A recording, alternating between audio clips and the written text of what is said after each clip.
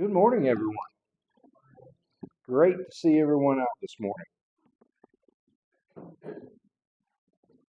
I want to start by saying that Chuck scared me a minute ago when he said turn to the book of John, because I thought, oh boy. Brandon called me after class. He said, now, what's your sermon about? And I told him. He said, okay, I just didn't want to walk on it. And then he gets up and says, turn to the book of John. I went, no, Chuck's going to walk on it. So turn to John chapter 13.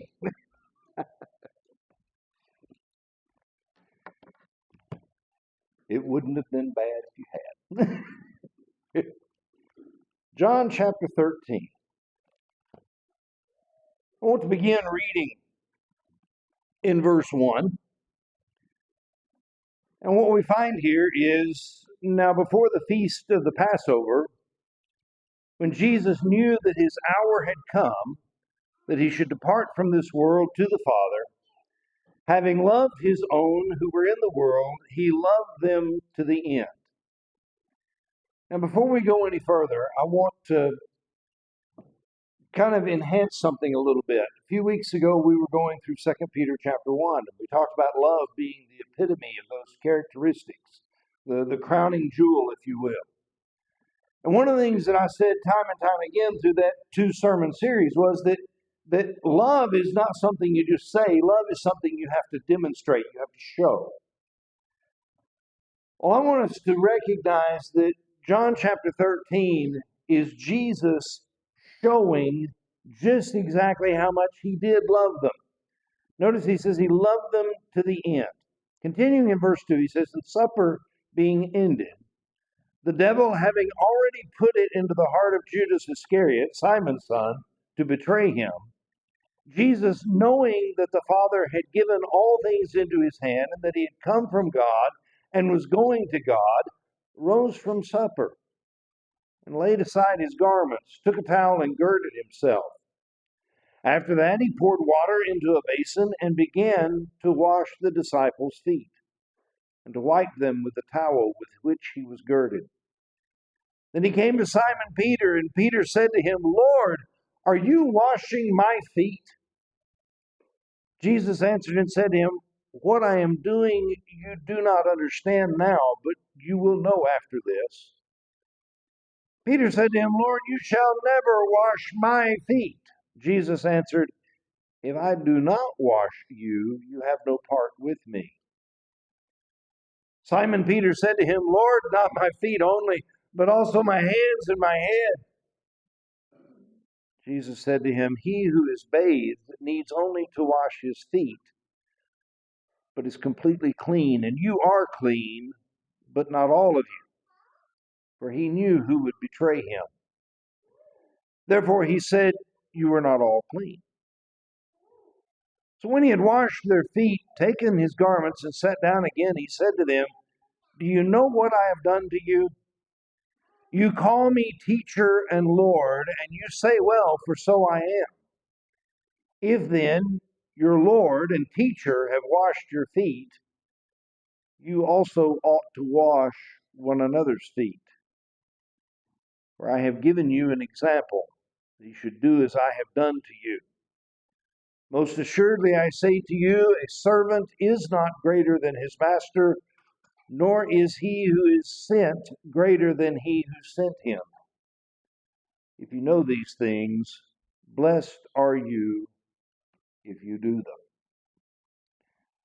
What we have demonstrated here is Jesus showing by example how much he truly loved his disciples. You see, one of the things that we sometimes don't understand is the process here.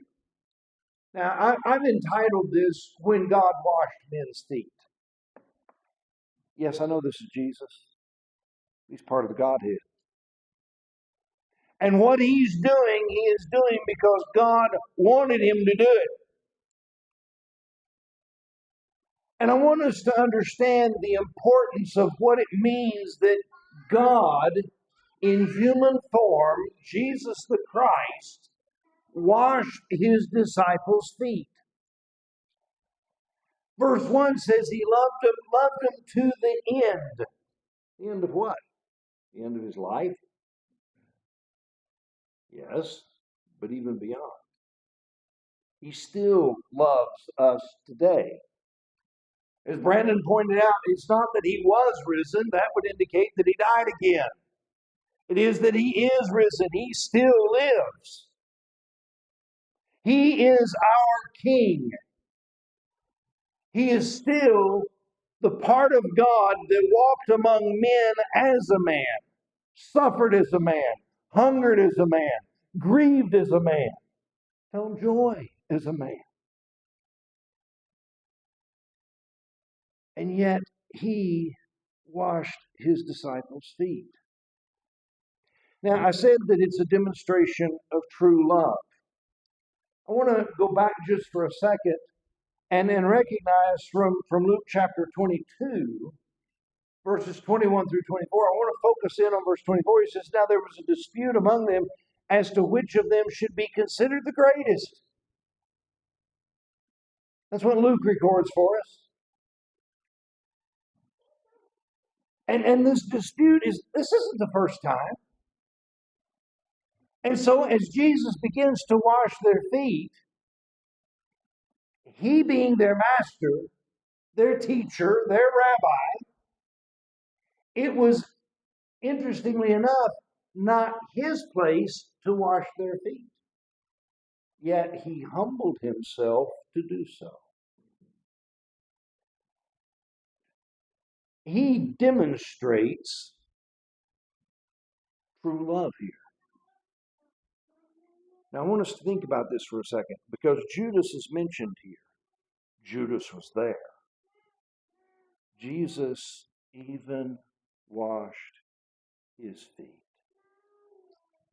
The very man who is going to leave and betray him to the Jewish authorities is going to show up later in the Garden of Gethsemane and place a kiss on his cheek, symbolizing to the Jewish rulers, this is the man you're looking for, and they're going to arrest him. They're going to subject him to an illegal trial all night long. And then they're going to take him before the Roman rulers the next day. And he's going to be handed back and forth from one to the other, back again. And he's going to be beaten. I was actually sent a picture this week of an artist's rendering of what the body of Christ most likely actually looked like on the cross. And I'm going to tell you, for the sake of weak stomachs and young people in this room, I chose not to put it on the screen.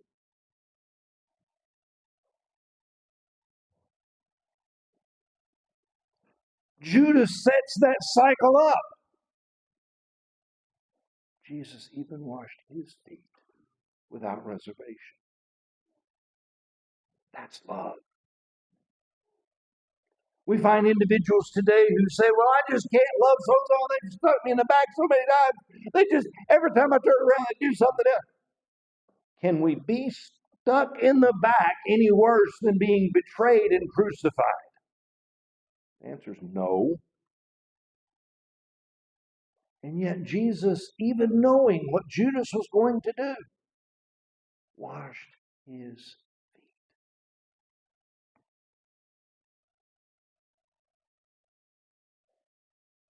Luke chapter 22, I mentioned 21 through 24. 21 through 23 tells us that Jesus knew.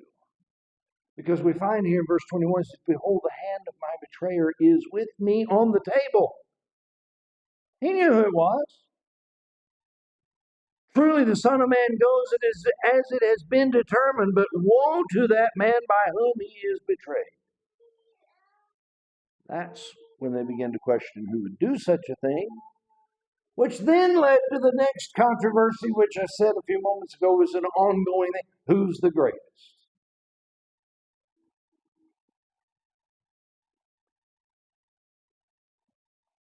Whenever we get down to John chapter 13, verse 3, we find that in essence, the disciples are really torn up about this. We find that what he says, Jesus, knowing that the Father had given all things into his hand, and that he'd come from God and was going to God, he knows his place, even in spite of the turmoil that the disciples are stirring. And it seems as if almost he's there to show them, to demonstrate to them. Because you see, they're still caught up in this turmoil. Who's gonna betray you? Well, who's the greatest? It goes from who's going to betray to who's the greatest. You ever found somebody who just likes to argue about something no matter what? If they can't figure out the answer to one argument, they'll go to another one just to keep arguing. That's kind of what's being set up here. And yet Jesus loved them even to the end. Matthew chapter 5. We'll turn over there for just a moment. Matthew chapter 5. Beginning in verse 43. Christ is doing the speaking. And he's talking about love. He says, you've heard that it was said, you shall love your neighbor and hate your enemy. But I say to you, love your enemies. Bless those who curse you. Do good to those who hate you, and pray for those who spitefully use you and persecute you, that you may be sons of your Father in heaven. For he makes his sun rise on the evil and on the good, and sends rain on the just and the unjust. For if you love those who love you, what reward have you? Even the tax collectors do the same. And if you greet your brethren only, what do you do more than others? Do not even the tax collectors do so? Therefore you shall be perfect, just as your Father in heaven is perfect.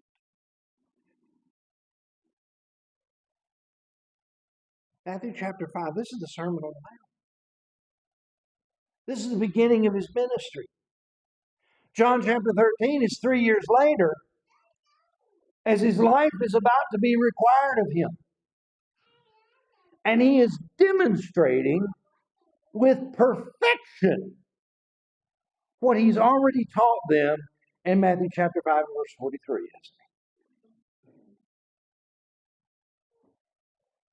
Consistent to the end. I said a few moments ago that Christ, as their rabbi, as their master, as their teacher, was in reality not supposed to be the one to wash their feet.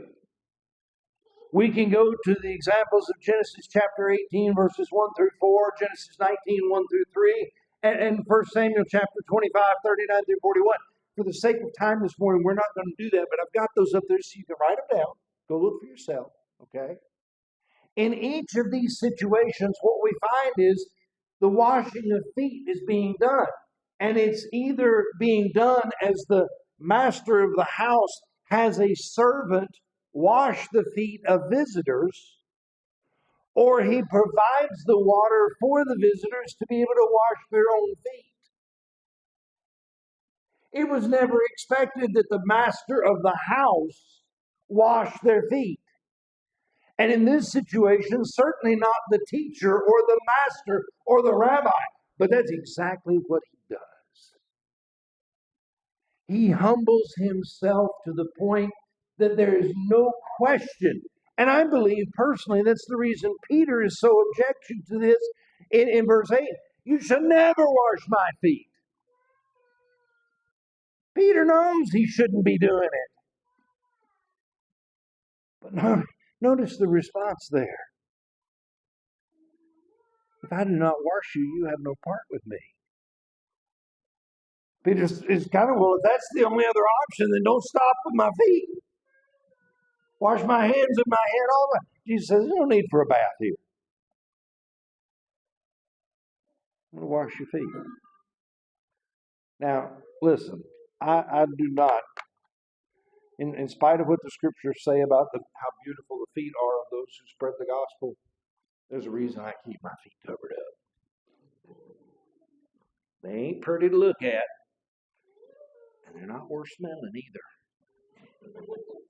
As bad as they are, Let's take this back to the first century when you're wearing sandals all the time and your feet sweat and they get wet and dirt and grime and sand and grit and everything else gets all in between your toes and all into the pores of your skin. Yeah. But that's what Jesus was. He didn't let that bother him. He humbled himself in a show of absolute hospitality. Now, I do want us to go over to Luke chapter 7, verses 36 through 46, a little bit of a lengthy reading. Jesus is in the house of a Pharisee, and one of the Pharisees asks him to come eat with him, and he goes, and he sits down to eat, verse 37, and behold, a woman in the city who was a sinner, when she knew that Jesus sat at the table in the Pharisee's house, brought an alabaster flask of fragrant oil, stood at his feet behind him weeping. She began to wash his feet with her tears, wiping them with the hair of her head, and she kissed his feet and anointed him with the fragrant oil. And when the Pharisee who had invited him saw this, he spoke to him, saying, this man, if he were a prophet, he would know what manner of woman this is who's touching him, for she's a sinner. And Jesus answered and said to him, Simon, I have something to say to you. So he said, teacher, say it. So verse 41, Christ says, there was a certain creditor who had two debtors. One owed 500 denarii and the other 50. And when he said nothing with which to pay, he freely forgave them both. Tell me, therefore, which of them will love him more? Simon answered and said, well, I suppose the one who freely forgave more. And he said to him, you have rightly judged. And he turned to the woman and said to Simon, do you see this woman? I entered your house. You gave me no water for my feet, but she has washed my feet with her tears and wiped them with the hair of her head. You gave me no kiss, but this woman has not ceased to kiss my feet since the time I came in. You did not anoint my head with oil, but this woman has anointed my feet with fragrant oil. The master of the house, the Pharisee, didn't even provide water for Jesus to wash his feet. This woman came and humbled herself. Though she was a sinner, she knew who Jesus was. And she honored him by washing his feet with her tears. That's humility. That's a recognition of who I am and who he is.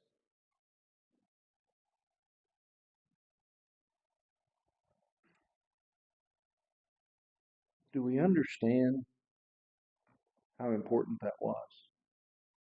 What a symbol of love that really was. In 1 Timothy chapter 5, verses 9 and 10, when Paul is teaching Timothy regarding a widow who can be taken into the care of the church, as far as the church taking care of her financial, physical needs. One of the things that is reported there is if she has washed the saints' feet. In other words, if she has humbled herself and been hospitable to other saints. We need to understand this is not Jesus instituting a religious practice. A few moments ago, Brandon read to us about Jesus instituting the Lord's Memorial. That's not what this is. But it teaches a much greater principle, that of humility, that of service, that of being willing to do that which is lowly, that which is reserved for the servants to do to another, or for one to do for themselves. But then remember the words of Christ in Mark chapter 10 and verse 45. For Christ says of himself, "For the Son of Man did not come to be served, but to serve, and to give his life a ransom for many." That's the ultimate service. Going back to this controversy that the disciples had among themselves on a somewhat regular basis. Matthew chapter 23, verses 11 and 12, we see it again. "But he who is greatest among you shall be your servant, and whoever exalts himself will be humbled, and he who humbles himself will be exalted." So many people in this world are interested in being number one, whatever it is they want to be number one at. Sometimes we struggle with figuring out what we're number one at. I'm reminded of the song, I think Kenny Rogers is the one who sang it years ago. Little boy goes out into his backyard, and he's got his bat stuck on his shoulder, and he's got his baseball, and he throws the baseball up in the air, and he swings the bat around, ball falls to the ground. He does that 3 times, and because every time he's the greatest player, he's the greatest hitter there ever was. He's swinging for the fences. And he gets done, he never does hit the ball, and he goes, "Wow, I didn't know I was the greatest pitcher there ever was." He struck himself out. We sometimes struggle with trying to figure out what we're good at. Brethren, we need to be good at being a servant. That's what Christ is demonstrating here in John chapter 13. No matter how great you think you are at something, learn that it is far more important to serve your fellow man. It is far more important to serve your brethren. It is far more important to serve your family.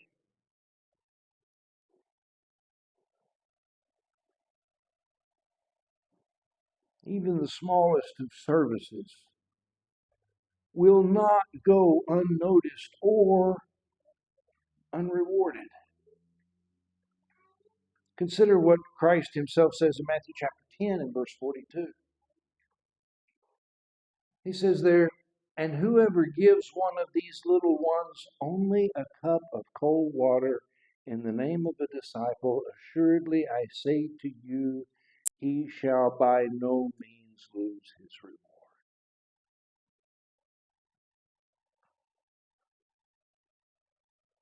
Can we serve others as if we are serving the Lord himself? That's what he's asking us to do. In reality, it's what's required of us.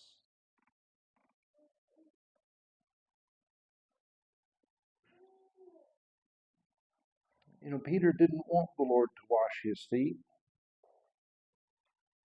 but Peter had to learn a lesson of submission, didn't he? "If I don't wash your feet, you can be no part of me." "Oh, well, in that case, wash my hands and my head also."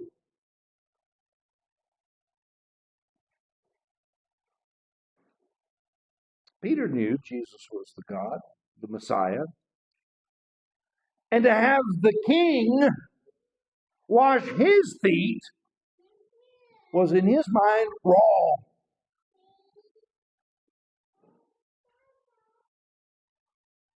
But it took humility for him to realize, well, if he doesn't wash my feet, then I can't be part of him. Then don't stop with just the feet. You see, Peter wanted to be fully invested. But Peter was also concerned about the right order of things and the right way of things. And if you will allow me for just a moment to use the expression, Peter in this moment had a problem with stinking thinking and had to get his thinking rewired so that he knew how he needed to think from that point forward. And he did for the most part. Yes, he's 24 hours away, actually less than 24 hours away from denying Christ. Yes, I understand that, but it's a process. And Peter was making progress. You see, this wasn't the first time that Peter had to learn a little bit of humility, had to learn to submit to Jesus' command. We go back to Luke chapter 5, verses 4 and 5. He'd been fishing all night.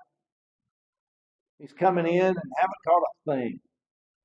Now remember, they're not fishing the way you and I go fishing. They're not throwing a line out there with a hook on it, reeling it in, time after time.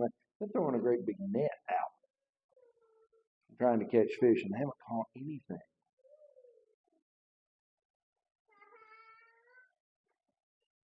Jesus looks at Peter in verse 4 and says, launch out into the deep and let down your nets for a catch. Simon answered and said to him, Master, we've toiled all night and caught nothing. Nevertheless, in other words, I'm about to submit. At your word, I will let down the net. And he did. He caught a great number of fish. You see, Peter was a fisherman by trade. But Christ, being one of three who created everything in this world, was the greatest fisherman there ever was or ever will be.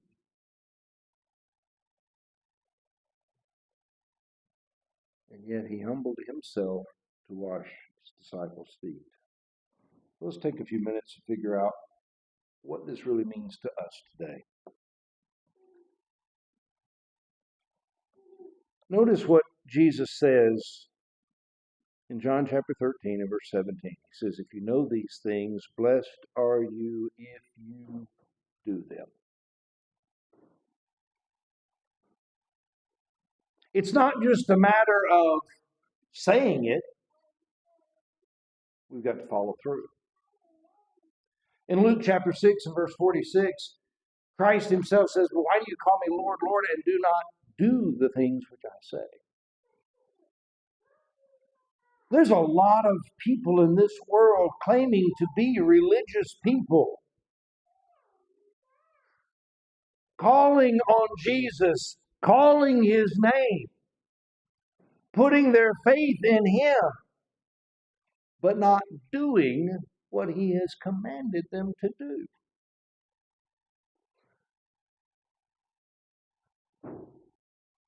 We must be doers. James bears this out in James chapter 1, beginning in verse 21, going down through verse 25. He says, therefore lay aside all filthiness and overflow of wickedness, and receive with meekness the implanted word, which is able to save your souls.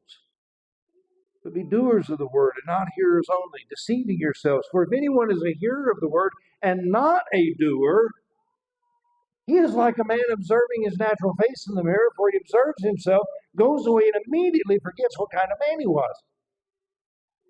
But he who looks into the perfect law of liberty and continues in it, and is not a forgetful hearer, but a doer of the work, this one will be blessed in what he does. Are we doing?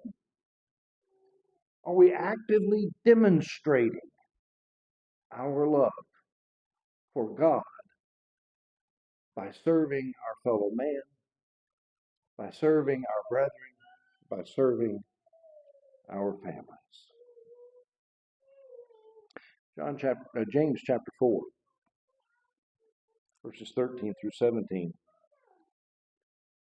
James reminds us that we don't need to put this off. Don't wait till tomorrow. He says, come now, you who say today or tomorrow we'll go to such and such a city, spend a year there, buy and sell and make a profit. Whereas you do not know what will happen tomorrow. For what is your life? It is even a vapor that appears for a little time and then vanishes away. Instead, you ought to say, if the Lord wills, we shall live and do this or that. But now you boast in your arrogance. All such boasting is evil. Therefore, to him who knows to do good and does not do it, to him it is sin. In other words, if we're putting something off that we know we ought to be doing, it's sin. Let me add to that just for a second. If you know what you ought to do as a Christian who's living in sin, who is refusing to repent or to pray to God for forgiveness of that sin, you're adding sin upon sin. If you're not yet a child of God and you keep putting it off, well, I've got till tomorrow, I've got next week, I've got next month, I've got next year, you're adding sin to sin because you know what you ought to do, but you're not doing. Why? What could you possibly gain by putting it off?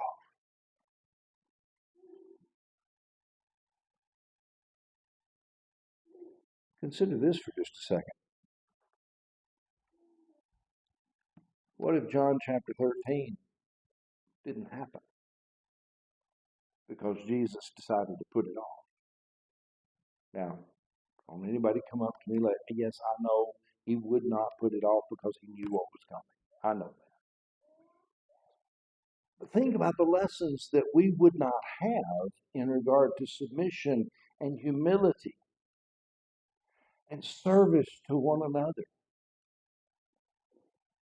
if he had not taken the time to wash his disciples' feet. God among us, washing men's feet.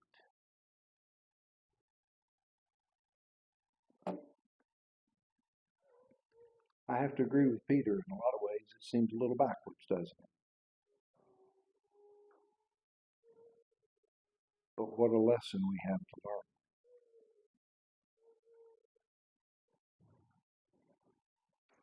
Are we serving one another in view of the fact that life is short, life is uncertain? Are we taking opportunity to serve one another today, or are we just putting it off to tomorrow or some other more convenient time? Do we realize today may be all you've got? Collectively, the Lord may return. Individually, your life may be required of you. Are you doing and have you done all that God requires of you? If you're not yet a Christian, I can answer part of that for you. No, you haven't done all that God requires of you because you have yet to put on Christ in baptism to wash away your sins, to put you in a right relationship with Him, and to have a hope of heaven when this life is over. And if you have put on Christ in baptism and you've committed sin, well, you need to repent of that sin and pray to God that He'll forgive you of it. If you desire the prayers of the congregation on your behalf, that you be strengthened, that you have the courage to face those temptations again in the future without giving in to them, we're ready, willing, and able to assist you in that. If you desire to put on Christ in baptism this morning, baptistry's ready, garments are ready. We can see to it that you put on Christ this very hour. Whatever your spiritual wishes are, make them known to us by coming to the front while together we stand and sing. What can wash